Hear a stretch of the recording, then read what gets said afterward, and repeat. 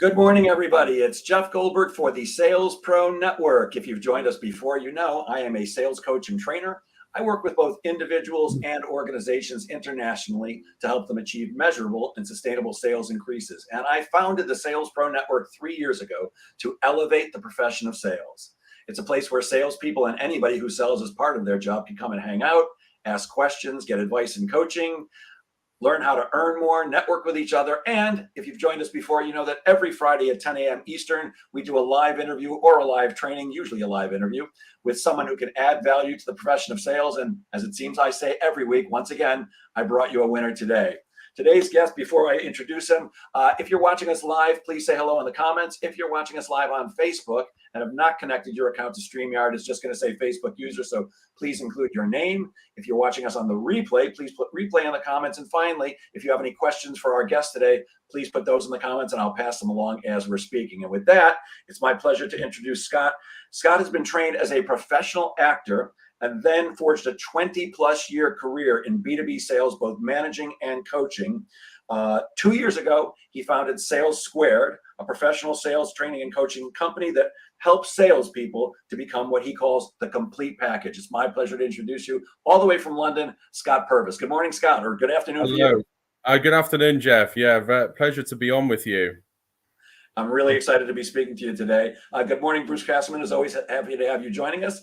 And I always forget whether I'm pronouncing it wrong, Casserman or Caseman. Please let me know. Again, Bruce, you've done it before, but I can't remember. I have a bad case of a CRS. Can't remember you know what. Scott, before I ask you my questions, and I've got plenty of them for you because you're a fascinating character, can you give us maybe the 2-minute version of your background that brought you up to this point? Yeah, so I started off selling at 16. It was hardcore telesales. It was 100 calls a day. And it was, for me, it was quite, I really loved it. I think a lot of people who start in sales are quite fearless. And because you're so young, you're so new, you have quite a lot of, because you don't know very much at all. So you go in quite curious and you tend to just, I think, have that almost that naivety, which makes you better, right? So I really did enjoy it. I was selling credit card insurance for £10, right? And I was calling up members of the public at home between 6 p.m. and 9 p.m. So I got a lot of abuse and stuff. But at that age, I just found it quite funny. It was what were ducks back. But yeah, so that was my first stint in selling. And I was up and down. It was all over the place, right? I didn't really know what I was doing. I was just chatting to people and just talking a lot of rubbish. And I thought it was the gift of the gab thing. And I just kind of went with my gut, which was good and bad. But yeah, so in my 20s, I trained to be an actor, as you said. I was on your side of the pond training in New York before coming back to London. And I did about 5 years of acting on stage, some short films, some pilots, some TV stuff as well. So it's quite a mix. But it's very, very difficult if you live in a city like London to pay your bills, to pay the rent, unless you get a proper break. And I was waiting for that break and it didn't come. So I decided to put all of my energy and all of my focus into selling. And I started when I was acting and I was supporting myself by selling as well. So I was kind of fusing the two together. It was pretty obvious to me the link was so strong. So all of the stuff I was learning when I was training to be an actor was starting to be imparted through my selling abilities. And sales became less about selling and more about communicating, which is fundamentally what sales is, right? It's, and if you sell, it's a byproduct of communicating with someone in the best possible way. So that's kind of where I put all of my energy. And then I think it was just almost a natural progression. In one of my roles, I started to train newbies coming into the business, and I much preferred coaching to selling. Selling was all well and good, but I prefer like the performance aspect of it and trying to improve people to become the best version of themselves, which is a bit of a cliche, but that's kind of why I do what I do. And I love it. I live and breathe sales. I'm on LinkedIn every day, and yeah. It's a never-ending study, right? And we can never be the complete package, although that's what I aim for my clients. Probably the impossible feat, right? But we try. I love it. Good morning, John Hill. Good to see you here. And good morning, Don Levine, our executive recruiter friend. something you said really struck me because I believe the same thing. You know, you start out and you've got that naivete. Uh, Yeah. I call it, I went in stupid. I was Yes. very fortunate that the first company I went to work for, Encyclopedia Britannica, had Yeah. incredibly good training. And I Yeah. became a top salesperson out of 2,500. I was in the top 10 in the first month, Wow. and the top three within 3 months out of 2,500 Wow. salespeople across the Yeah. country. Only because I figured I have no idea what I'm doing here, so I'm Yeah. just going to do exactly what they tell me to do, and that's what I did. Yes. Yeah. Going in naive or going in stupid, it's a great way when you begin, but I think so many people don't take this as a serious career and never really put in the effort they need to. But I want to ask you about that too. But first, you Yeah. mentioned the communication aspect. I believe as salespeople, we are communicators, but often our efforts as a communicator don't result in sales success. Yeah. No one closes every deal, but often a deal doesn't come to fruition because we've been ineffective in our communication with our prospects. So Yeah. what can we do to improve our communication skills? So there's a few ways to answer that, right? The first thing I would say is that you have to become absolutely present in conversation. You have to give prospects the space they need to finish their thought or their process of whatever they're trying to express. And I think so many salespeople are really quite eager just to get in and just to dive in and take over the conversation, which is all well and good, right? Because enthusiasm and passion are good things, but there's a balance. And if you keep on putting words in your prospect's mouth, you're never going to get to the truth. You're going to get to what you want the truth to be, which is often a fantasy, right? And that's why a lot of salespeople struggle to close. They have pipelines full of hopes and prayers, but reality is quite far removed from what they anticipate coming in. And that's one thing that I used to suffer from. I think this is so common in salespeople. You are a huge optimist, which is good because the rate of rejection in sales is the highest in probably any profession. But you need to become very realistic very quickly. Otherwise, you're just gonna. How many rejections and how many disappointments can you take before you lose heart and you lose faith in what you do, and you just go through the motions and you just in this cycle of thinking that you're going to close X, but you don't get anywhere near, and you're just falling off a cliff edge at the end of every month. So I think you need to have a massive reality check, and I think you should become very cynical. And that sounds negative, but I really don't think it should be, because if you inject that into your conversations as well, you will do things like front load objections. You'll get the elephant in the room very quickly. And I just find it so bizarre when salespeople seem to think that objections, if they don't bring them up, the prospect's not going to think about them or not going to talk with their colleagues about them, which is just crazy. I mean, why would you do that, right? You want to be in the room to confront them. And if you confront them and bring them up, you become so much more credible because you are the one who's, you're calling it out. Look, this might not be right because of X, Y, and Z. If that's the case, then tell me now and we can cut things short. Fail fast, right? I think there's a book called Fail Fast, but yeah, that's Absolutely. I hope you see me smiling because I'm agreeing with Yeah. everything you said. Yeah. I'm a big, in most sales training, including mine, I teach how to handle objections at the very end of the process. But I teach people to bring up the objections first. Absolutely. If you think your prospect's not going to bring them up, if they're on your mind, you're crazy. They've got them the whole time. So it's far smarter to bring them up in the information gathering stage, get them out of the way. Because if you can't, you might as well cut and run, because you only have a limited amount of time. I also love the word that you said before, hope. So many salespeople hope. They have a pipeline full of hope. One of the services I provide is outsourced sales management. And on my very first day, I tell people, I never want to hear, I hope to close this one. Yes. When you tell me you hope to close it, I know you're not gonna. No, because you're just living in this, this realm of fantasy, and it's crazy. I think one of the big issues that I see in salespeople is they accept very vague language from their prospects. They accept it and they go back to their managers and say, yeah, this is good because of X, Y, and Z. But they haven't got any definitives. All they've got are, yeah, we think we like the look of it, or it looks okay. Yeah, we're in the market. We'll come back to you. It's like, these are so vague and so like non-absolute that it's like, you have to get out of those sales quickly, or get more of a definitive commitment from them, whatever that looks like. But it's one or the other. You can't live in this no man's land of, it's okay, let me discuss, I'll come back to you. You have no control. And sales is all about control. I'll call you next week. I'll call you next month. Yeah. I'll call you when hell freezes over, but they don't. Salespeople, I understand why, but they don't want to hear the word no. I always tell people I have two favorite words in sales. Yes is my first and no is my second. And if yes is here, for those who are listening to this on a podcast, you can't see it, but my hand is up to my head, and no is right below it. No is my second favorite word in sales. Everything else, I got to talk to my partner. I got to talk to my accountant. I'll call you back next quarter. It all sucks. It takes up your time and your energy when you want to be working with people that are interested in doing business with you. And to me, no is fine. I say, when you ask people to buy from you, it has to be a true invitation. And the essence of a true invitation means you're happy when people say yes.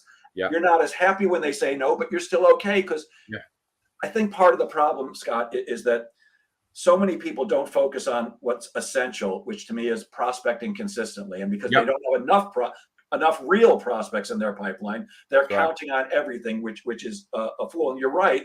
The optimism that allows us to do our job on a daily basis blinds us to when people are saying no. And my friend Dean Forbes, a great sales trainer and coach in his own right, says absolutely call out objections before they come up. And yes is acceptable. No, it is acceptable. I need to think it over is not. I'd like to hear your take, but I find I need to think it over is okay, as long as they really need to think it over and don't just mean, I don't want to tell you the words no. And I know if I say I'll think it over, you'll get back to me in a week. I'll never answer your call again. I think it's reasonable when you give a presentation to somebody and you finally give them the investment number. I mean, look, a $500 investment, I can make a decision right now. A $10,000, maybe a $1,000 investment. If you tell me you've got a program for me for $100,000, I think it's reasonable to want to consider it. But the key is, how do I tie you down to a next meeting so we can discuss whether we're going to move forward or not? Yeah, because you can, I mean, if you have we need to discuss with X, Y, and Z, if you have that, then that's very common, right? And you can't expect black and white every single time, because that's just not realistic. But what you do need is to have a concrete next step, whatever that is. And if you don't have that, you haven't got much. You haven't got anything. 100%. I always tell when I'm training, I'm sure you've heard this before too. When you do it like a public seminar or a private seminar for a company, there's usually somebody who comes up and says, "Hey, I'm so excited today. I've heard good things about you. And if I learn one thing today, it'll be worth it." Well, I don't think if you only learn one thing, it's worth it. I mean, if you spend any amount of time with me, and I'm sure with you, and you only learned one thing, you got ripped off. But I always tell people, if there's one thing that you would take away, I want you to always make sure that you never end a meeting or a phone call without getting the next meeting or phone call right then and there. I call that the BNAS, or best next action step philosophy. It shortens your sales cycle, and it lets you know whether you're working with a prospect that's really interested. Because if somebody's not interested, they'll tell you, yeah, give me a call next week, next month, or whenever. But if they are interested, they will give you some more of their valuable time. It's just silly to use that, oh, I hope. I want to move on because I've got a million questions, and I know you have limited time today.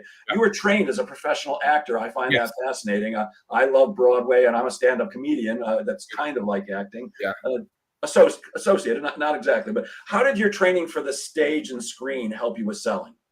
So the fundamental thing that it helped with was the art of being present, and really just being in the moment and not having any distractions, and focusing all of your attention on that person. And that's both what they're saying and what they're not saying.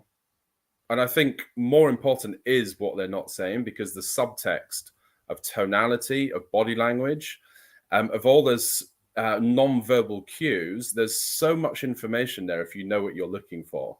Because if someone isn't congruent, and if they're telling you X, but their body language or their tonality is saying Y, then if you have that level of awareness, you can start to call it out during the moment in which it occurs. So if someone will say to you, look, I'm interested, Scott, but I need to speak to X, Y, and Z. if in their body language you know that they're not interested, they're just being polite, so that you don't double down and try to handle objections and stuff, you should call it out. Say, look, I appreciate you need to think about this, but I get the impression that something isn't quite sitting right on your side. Do you mind me asking, where the alignment isn't quite matching up, or am I off the mark?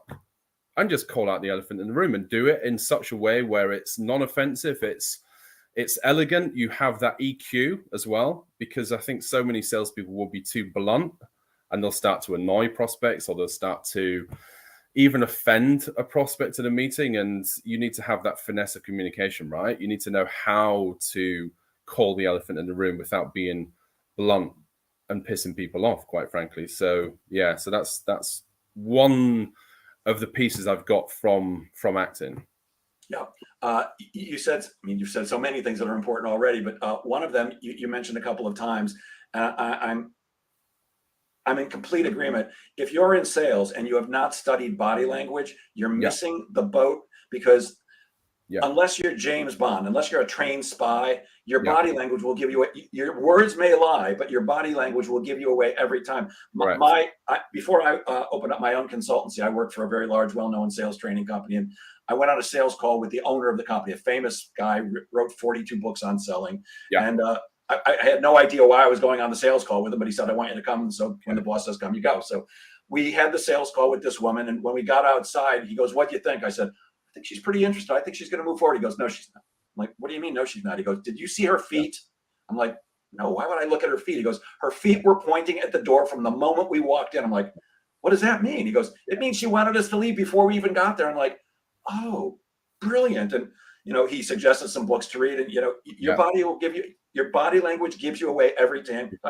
And it's not difficult. There's some very basic, like almost everyone knows that when your arms crossed, that means you're shut down. It could also mean you're cold, or you're just more comfortable with your arms crossed. You said it. If you're speaking and the prospect crosses their arms, you better attack that right away and find out what's going on, because otherwise you're probably shot before you have a chance. Yeah, and I think it's having the courage to do it as well, because so many salespeople in that situation, if they have, say, a C-level director in front of them who is like very standoffish and kind of not really in the meeting, not present, I think a lot of people would be intimidated to call that person out, because in their mind they're thinking, well, this is the CEO. How am I going to possibly confront this? But you need to have the courage to do it. And it doesn't mean offending someone. It just means being assertive enough to say, look, my time is precious as well as yours. And it's having that mindset of equality with your prospect. No one with a C in front of their name is better than you. And the sooner a salesperson understands that, the better they're going to perform, right? So a C-level director will be used to people pandering to them and walking on eggshells to an extent. You need to break through that, and you need to do it in such a way that you don't offend that person, but they will respect you if you are assertive, and you'll find that they will start to bring their barriers down. If someone isn't really fully present, you say, look, I get the impression that this meeting isn't quite moving in the right direction for you. Would that be fair? And they're going to give you something. Well, look, I think this is a waste of time because of blah, blah, blah. Okay, now you can deal with the true reason that they're not present in the meeting, which that takes practice. It takes skill, but the only way to do it is to, break a few eggs. Otherwise, you're never going to make an omelet, right? So exactly. And I love what you said just now about people in the C-suite. I find that quite often, especially younger salespeople and inexperienced salespeople, struggle with this, but experienced ones do too. Here's my experience. I'm sure that, like you, I sell to CEOs, company presidents, and VP, SVP, EVPs of sales. And these are people who are used to having their ass kissed and people bowing down to them. And if most of us, at least, I think I'm a heck of a lot older than you, but in the old days, we were trained to bow down to the almighty customer. But here's the challenge with that, as far as I'm concerned. When you're bowing down to the almighty customer, you're elevating them and lowering yourself at the same time. And why will somebody trust you if you're lowering yourself? I mean, certainly guys like you and me, if they don't trust us, they're certainly not going to trust their sales teams with us. So lowering yourself doesn't make sense. The other thing I find is, I've met lots of CEOs and VPs of sales who I walk out of their office and go, how the heck did they get their job and how do they keep it? Yeah. Because they're people just like you and me. They've got kids and dogs and wives and bills and problems. And they wake up in the morning and they go to the bathroom and they put on their pants or their dress. Well, I don't wear a dress, but you know what I said. They get dressed the same way. So they may think they want you to kiss their rear end, and maybe they like when their employees do. But the essence of the Challenger sale, a great book, is Challenger actually does better. The person who is willing to say, you know what, I get it, but I think you're wrong here. What you really need to be considering is X or Y. It just doesn't make sense. And also on that point, Jeff, just a really important point is that, okay, if you're selling a product, say if you're selling SaaS or something, IT technology focus, then in a meeting with the C-level director, there is a strong chance that you will know more about that particular product and that problem that you're solving with your solution than they will.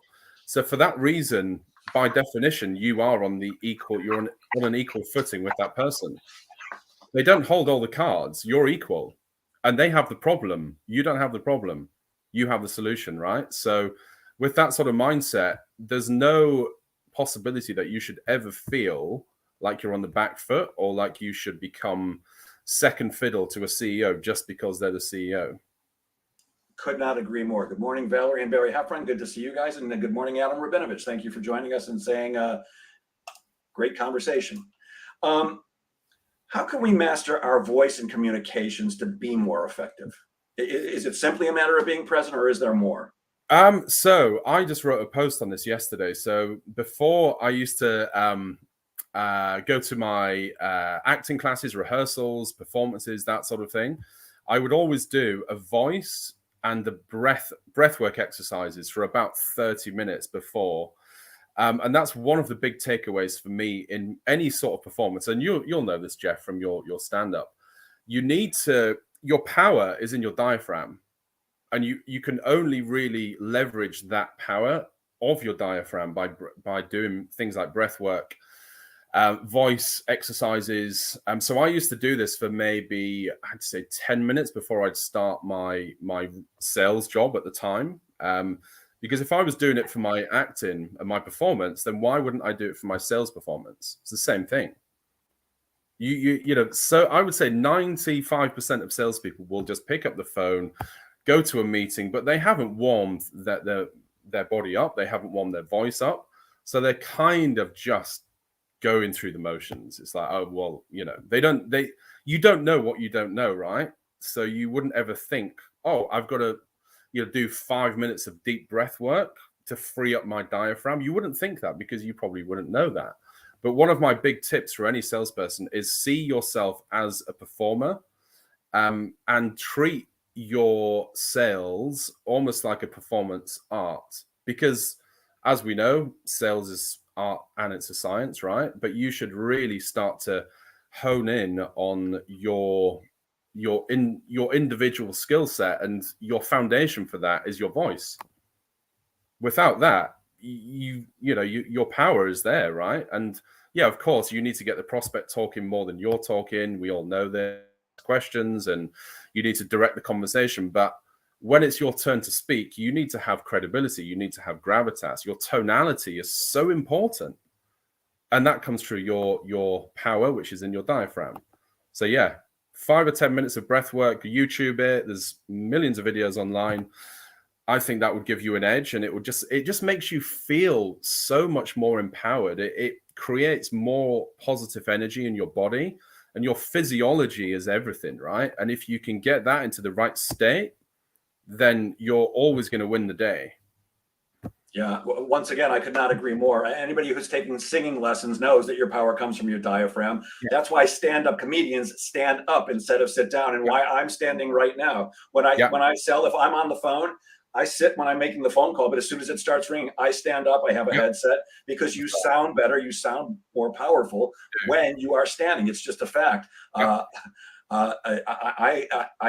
I do a lot of old school stuff, and I've had clients that, take my advice. They put mirrors in front of their people when they're cold calling, and it's at eye level when they're standing. Yes. make your call, but Yeah. stand up. You just sound better. Plus, when That's you right. stand, you tend to gesture more naturally like you do in a Yeah. real conversation. And Yeah. that's one of the things we want to do. We want to sound natural. Good morning, Jerry Marlowe. Good to see you. Something else we agree on, when I work with coaching clients, I focus on both the skills, the technical skills, and the mindset. In fact, I believe it's Yeah. 50-50. Sales is 50% Yeah. skills and 50% mindset. I think you agree with that. And I've actually asked many salespeople, certainly in this group, the Sales Pro Network, which has about 1,300 members, and in speaking to them, what's in the way of your success? And inevitably they say, the thing that's in the way of my success is me. So why is mindset so important in sales? And what can we do to develop the right mindset for sales success? So mindset for me, it's the foundation piece. Without mindset and without the right attitude, then your foundation is weak. You don't have the reserves so that you can get through the day and you can start to become a high achiever, right? So I think, what can we do to improve our mindset? I think first of all, we need to start to break down on a personal level what is our mindset? What are our beliefs? How is that manifesting through our behaviors, our habits, and what is holding us back in terms of the day-to-day? So what I normally do when I train a group is I will start with a lot of stuff in terms of what are your limiting beliefs? And I'll have a list of like 50 limiting beliefs so that people don't always know. You need to kind of give them some almost like just give them options so that they can think, yeah, that's me, that's me, that's me.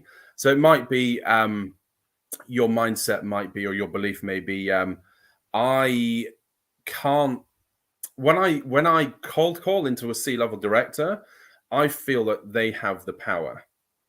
That's a limited belief, and that's what a lot of salespeople have. And how does anyone think that's going to affect their voice on that call? Your voice will become a shadow of its normal, rich self, and you will all of a sudden feel like half the power of what you would normally have. And it all comes from that belief. So what do? So you need to invert that belief, and you need to meditate on that. So if your belief is, again, it's like, when I call a CEO, he has more power than me. You need to rewrite that to say, when I call a CEO, I have a potential solution to their problem, and we are equals. And you need to start repeating that, and it needs to become a mantra. And if you meditate on that for 2 or 3 minutes and you start your calls, you're not going to forget that. And it's brought it into your conscious awareness that when you go into your calls, in your mind, you've just got this mantra. It's like, he's my equal, I have a solution, he's my equal. And it's just going round and round and round. And that will come through the voice. And it might not come straight away, but it will start to manifest because you've retuned, or you've reprogrammed a limiting belief to become an empowered belief. So, yeah. Like money doesn't grow on trees and they have more power. All of the money stuff. Yeah, exactly. So absolutely. many money that I cover as well. Yeah. Yep. I had to take it out because in my deck that I use when I train, I used to have a picture of the ex-president Donald Trump. Now, I'm actually not a fan, but my point in it was, when you're cold calling, you've got to have the confidence of Donald Trump. You can bet that if Donald Trump was cold calling to sell you something, he's not thinking, gee, I hope they'll speak to me. I hope they'll return my call. I hope. He's like, I'm the Donald. Of course they're going to talk to me. Now, a client actually said, I don't want that on your deck. Take it out. But you do have to have that kind of belief in yourself. And we talk ourselves out of it. That's right. That's right. There's actually a very good book that Donald Trump read when he was very young. You may have heard of it. It's called Positive Thinking. It was by one of his pastors in New York. I think his father used to take the Trump family to this one church. And this guy, I think his name, is it Norman Peale? Norman Vincent Peale. Yes, that's it.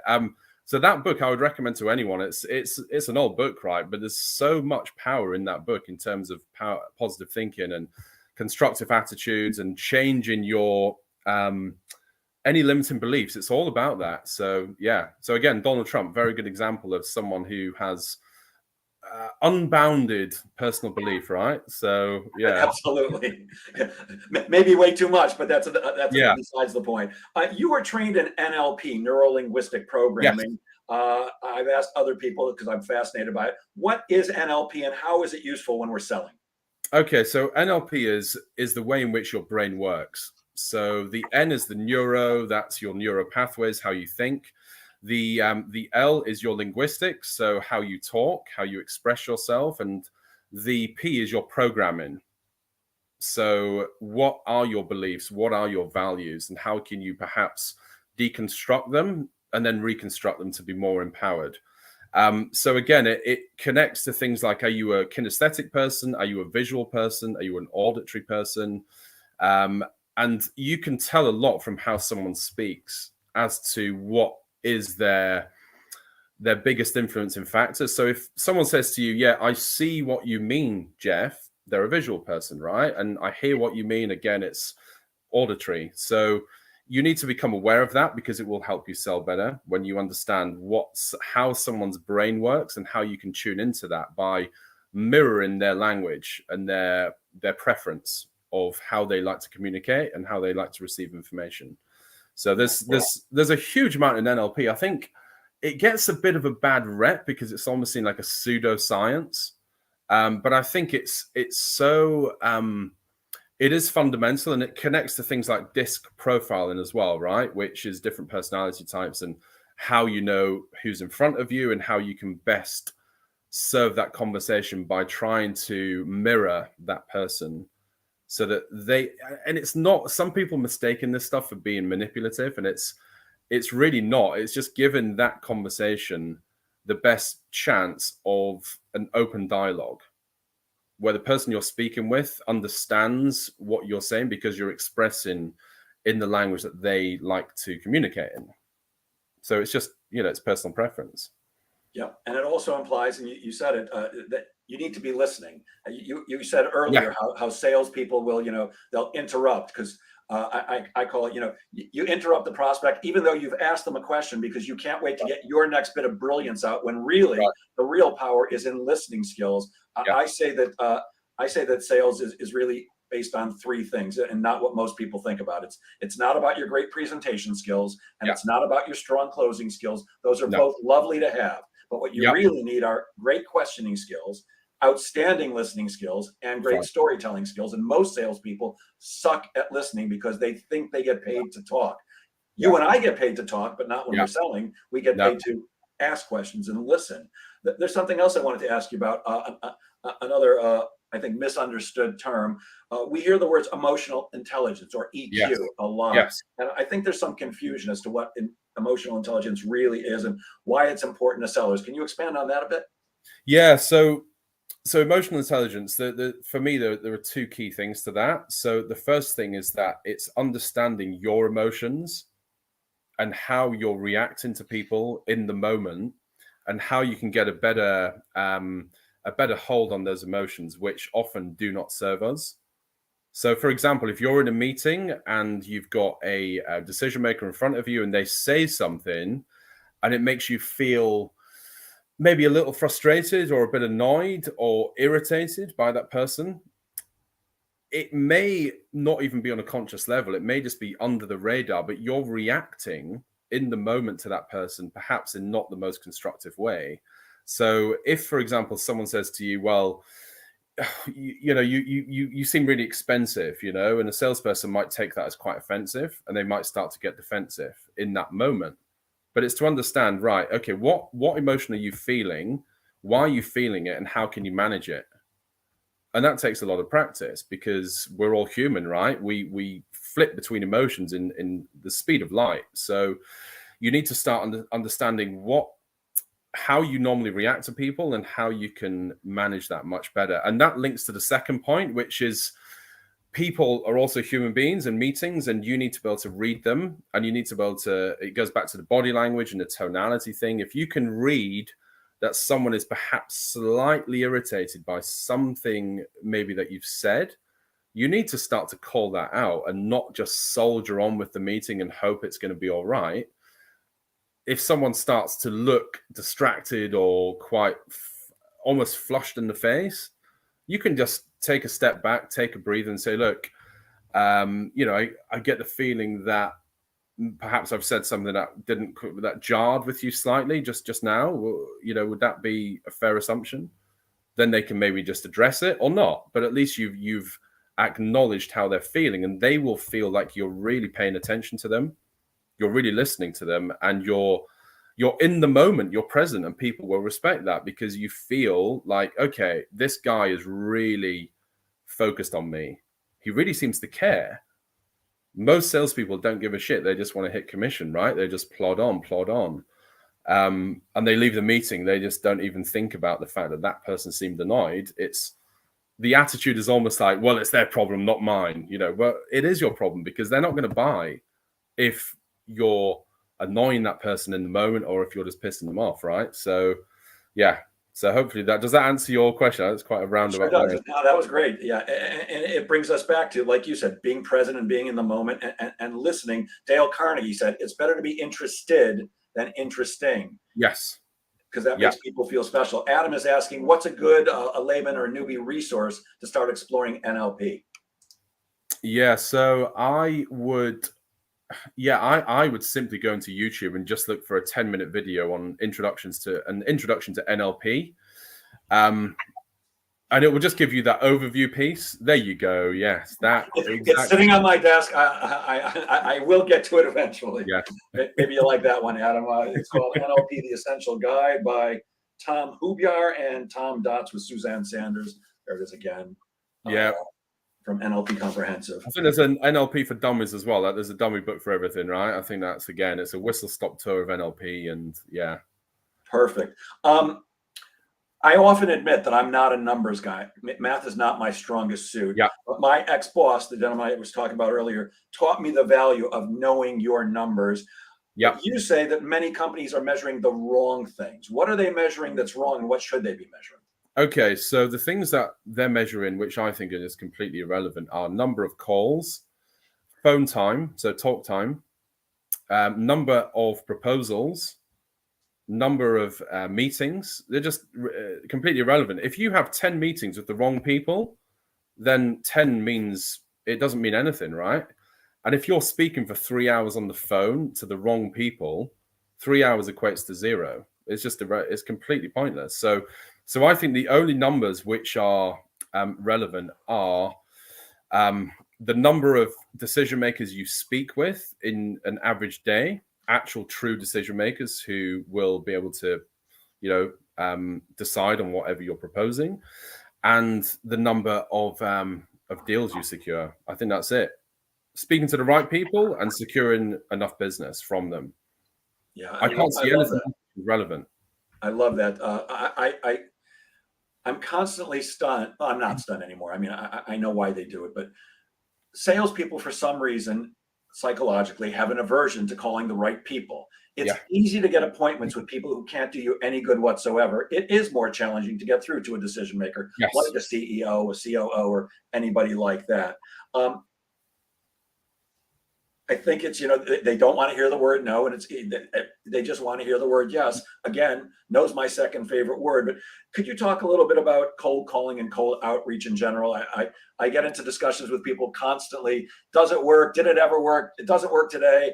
Yeah. I still believe that cold calling, if it's done correctly, is the most cost-effective and time-efficient way to fill your calendar with appointments if you don't have enough. Can you chat a little bit about that? Yeah. So cold calling, as far as I'm concerned now, it's in itself, it's a niche market. No one is doing it these days because everyone now hides behind email, behind LinkedIn messaging, behind all sorts of gimmicks and the newest piece of tech.